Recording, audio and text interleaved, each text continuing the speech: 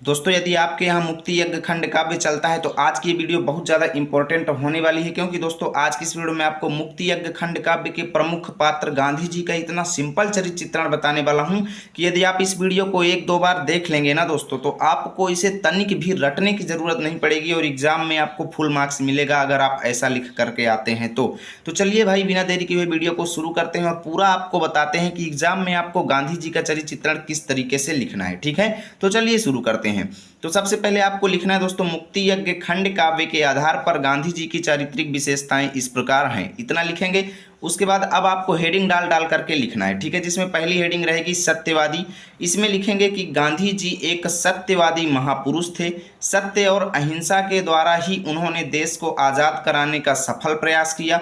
उनके द्वारा चलाए जाने वाले सत्याग्रह आंदोलनों से उनके सत्यवादी होने का प्रमाण मिलता है। बस इतना आपको इस हेडिंग के अंतर्गत लिखना है, तनिक भी चीज़ें रटने की ज़रूरत नहीं है। बस वीडियो को 2 बार आप देख लेना, मैं गारंटी के साथ कहता हूँ पूरा आपको याद हो जाएगा।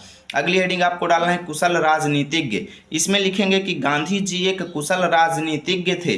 वो अंग्रेजों के द्वारा बनाए जा रहे षड्यंत्रों को पहले से ही समझ जाते थे और उनसे हमेशा एक कदम आगे रहने का प्रयास करते थे। ठीक है, इससे उनके राजनीतिज्ञ होने का प्रमाण मिलता है। अगली हेडिंग है दोस्तों देश प्रेमी। इसमें लिखेंगे कि देश प्रेम की भावना उनके अंदर कूट कूट कर भरी हुई थी। वह आजीवन अपने देश को आज़ाद कराने के लिए संघर्ष करते रहे। वे देश प्रेम के कारण ही अंग्रेजों का विरोध करते थे।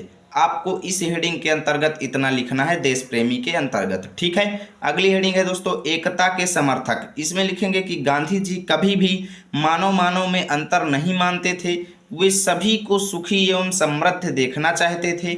उन्होंने भारत की संपूर्ण जनता को एकता के सूत्र में बांधने का प्रयास किया। तो यहाँ से देखो आपकी कितनी हेडिंग हो चुकी है। एक तो ये हो गई, ठीक, दूसरी हेडिंग ये हो गई, तीसरी हेडिंग आपकी राजनीतिज्ञ हो गई और चौथी हेडिंग आपकी सत्यवादी हो गई। एक पेज आपका पूरा भर चुका है। ठीक है ना, अभी मैं आपको और हेडिंग्स बताऊंगा। तो चलिए चलते हैं नेक्स्ट पेज पर। तो मित्रों, हम आ चुके हैं नेक्स्ट पेज पर। यहाँ पर है 5वीं हेडिंग। देखो, किसी का भी चरित्र चित्रण लिखना है तो कम से कम आपको 5 हेडिंग तो जरूर ही लिखना है। ठीक है, तो ये यहाँ पर अगली हेडिंग आपको डालना है स्पष्ट वक्ता एवं नेता। इसमें लिखेंगे कि गांधी जी एक कुशल नेता थे। वे अंग्रेजों से जूझने के लिए रोजाना नई रणनीति बनाते थे। इसी गुण के कारण उन्हें राष्ट्रपिता कहा जाता है।